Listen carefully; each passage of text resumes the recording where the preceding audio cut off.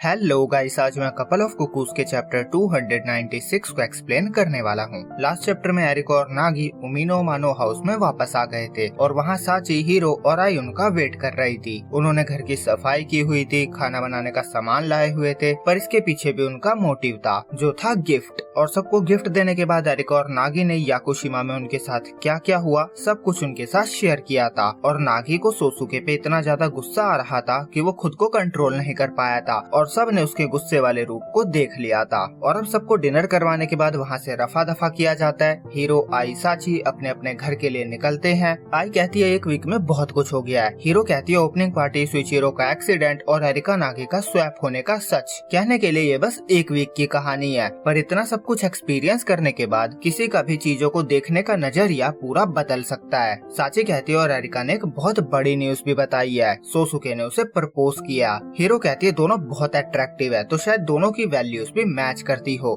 मुझे लगता है सोसुके उसके लिए सही है। आई कहती है वो बचपन में साथ थे, तो वो चाइल्डहुड फ्रेंड भी है। साची कहती है और उनके बीच खून का रिश्ता नहीं है, तो मैं उनकी शादी से सहमत हूँ। बेसिकली तीनों ही अपना अपना रास्ता साफ करने के लिए एरिका का पत्ता जल्द से जल्द काटना चाहती थी, इसीलिए वो प्रे कर रही थी कि एरिका की शादी सोसुके से हो जाए। और अगले दिन नागी ने सुइचिरो को मैसेज किया हुआ था, पर उन्होंने मैसेज को देखा तक नहीं था, जिसका मतलब है कि शायद वो एक और बिजनेस ट्रिप के लिए निकल चुके हैं। एरिका कहती है इसमें कोई सरप्राइज वाली बात नहीं है। नागी कहता है पर अभी भी उन्हें व्हीलचेयर की जरूरत है ना। एरिका कहती है डैड के लिए लाइफ से ज्यादा इम्पोर्टेंट काम है। नागी पूछता है क्या सोसुके ने उससे बात करी। एरिका बताती है उसने अपना अकाउंट डिलीट कर दिया है। याकुशिमा से निकलने से पहले वो अपने प्राइवेट अकाउंट से मुझे फॉलो कर रहा था, पर अब कोई अकाउंट ही नहीं है। नागी कहता है इसीलिए मुझे सोशल मीडिया से नफरत है। एरिका कहती है तुम तो यूज भी नहीं करते, तो तुम तो चुप ही रहो। वो कहती है मैंने उसे सिर्फ इंस्टा पे ही मैसेज किया था, इसलिए मुझे नहीं पता कि उससे और कैसे कांटेक्ट करूं। नागी कहता है और जब मैं उससे मिलने गया था तो मुझे लग रहा था कि वो उसका खुद का घर नहीं था, मतलब हमें डैड के आने का वेट करना पड़ेगा। फिर स्कूल के बाद एरिका अपनी मॉम से मिलने जाती है और इसीलिए नागी भी अपने घर चला जाता है। नामी पूछती है वो डिनर तक रुकेगा ना।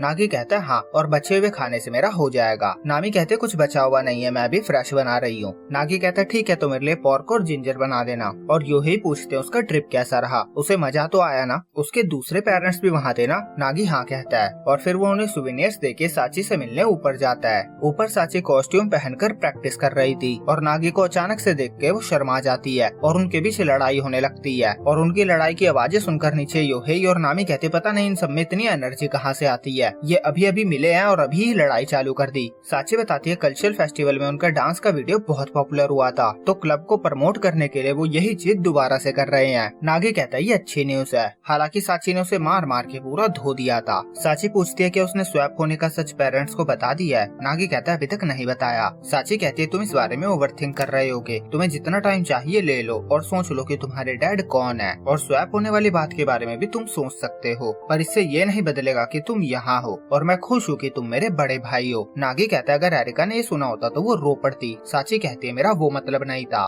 नागी कहता है अगर हम स्वैप नहीं हुए होते तो मैं अमानो फैमिली में पला बड़ा होता। साची कहती है और एरिका ने जैसी जिंदगी जी है वो तुम्हारी जिंदगी होती, महंगी महंगी कारों में घूमना, पैसे की कोई परवाह न करना, सोशल मीडिया स्टार होना और छोटी मोटी बातों पे रो पड़ना। वो कहती है वैसे अगर तुम वहाँ पे बड़े हुए होते तो मुझे तुम्हारे जैसे घमंडी भाई से कभी मिलना ही नहीं पड़ता। नागी कहता है जरूर मैं ऐसा सेलिब्रिटी बनता जिससे सबको नफरत होती। साची कहती है मैंने एरिका से सुना तुमने उसके डैड को बचाने के लिए अपनी जान की परवाह तक नहीं की। मैं खुश हूँ कि तुम सही सलामत वापस आ गए हो, पर क्या तुम्हें कोई आइडिया भी है ये बात सुनकर मैं कितना डर गई थी। ये बात कहते हुए भी उसकी आंखों में आंसू आ रहे थे। वो कहती है मुझे कभी अकेला छोड़कर मत जाना। नागी उसे सहारा देता है, उसके सर पे हाथ फेरता है और कहता है मैं कहीं नहीं जा रहा हूँ। और नागी अपने मन में ठान चुका था कि वो सोसुके को माफ नहीं करेगा। दूसरी तरफ सीन एरिका और उसकी मॉम पे आता है। वो रेस्टोरेंट में साथ में डिनर कर रहे थे और देखने से ऐसा लग रहा है कि याकुशिमा में जो भी हुआ है एरिका ने वो सब बता दिया है। और एक सच उसकी मॉम की तरफ से भी निकल के आया है कि उन्हें उन दोनों के स्वैप होने का सच पता था। और ये जानकर एरिका बहुत ज्यादा सरप्राइज हो चुकी है और यहीं पे ये चैप्टर एंड होता है। तो गाइस आज ही रात में अगला चैप्टर रिलीज हो जाएगा। हालांकि कल आपको रेंट अ गर्लफ्रेंड और ब्लू बॉक्स की वीडियो मिलेगी और परसों शायद मैं इसका अगला चैप्टर अपलोड कर दूंगा। तो बहुत ही जल्दी मिलेंगे अगले चैप्टर में, जब तक के लिए बाय बाय।